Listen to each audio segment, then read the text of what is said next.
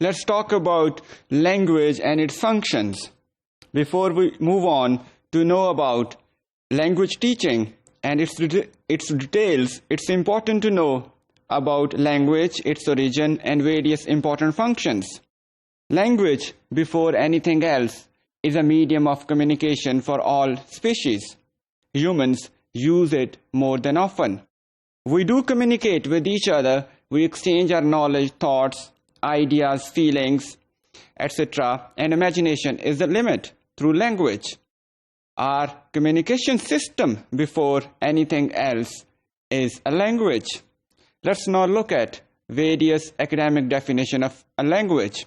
Language is a system of communication which uses symbols and associates them with various meanings by using words and phrases or sentences. Sapir, who is one of the renowned sociolinguists and the proponent of an important theory about the relationship of language and society, defines language. Language as a purely human and non-instinctive method of communicating ideas, desires by using voluntarily chosen symbols. This is purely a social definition of a language. Let's move to another definition which comes from Chomsky, who is a famous innatist and a father of modern linguistics. Chomsky says, "I'll consider language to be a set of finite or infinite sentences, each finite in length and constructed out of a finite set of elements." This shows Chomsky's innatist view of language and language learning. Another definition says, "The general faculty which enables human beings to engage in the verbal exchange of information, to talk to each other. The exchange may take place by means of speech, writing, signing, or braille." Braille is a medium of communication or language used by the people who are sight impaired. According to an estimate, there are about 7,000 languages spoken across the world. There are various theories about the origin of language. It's very difficult to trace the exact origin of human language, but there are some rough estimates. According to Yule, the first human language dates back to 100,000 to 50,000 years ago. Similarly, written language is a late product as compared to spoken language, and it dates back to almost 5,000 years ago. Charles Darwin believes that early humans, they had a musical ability before they could develop a proper language, and through that musical ability, they used to charm each other, which is an early form of human language.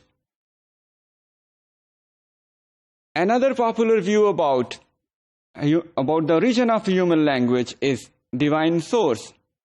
Many people who believe in different religions believe that language is a divine gift given by God to its people. For example, Muslims and Christians, they believe that Adam was the first man on earth and he was given language by the God to call different things on earth. Hindu mythology believes that language was given to Saraswati, who was wife of Brahma, a famous Indian god. There is another theory, the natural sound source theory. This belief that human language is a result of the imitation from the natural sounds which early human beings used to hear in their surroundings. For example, sounds of different birds. In this regard, the sound cuckoo or kaka would have resulted into different words. For example, initially, human beings might have used this sound to refer to the objects who produced these sounds, and later on, they turned into some other meaningful words as well. The social interaction source believes that human language is a result of various grunts and groans which early human beings used to produce while doing some physical activity. And these Early sounds later on develop into some sophisticated language. The genetic source theory believes that humans are genetically wired for language production, and different developments in human language may be a result of various genetic mutations. A language is particular to a certain community. When we say a language, it means language of a community with certain rules and regulations.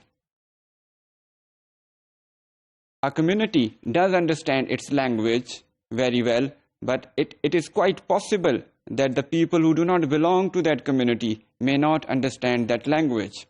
But this tendency is becoming quite less in the developing contemporary world.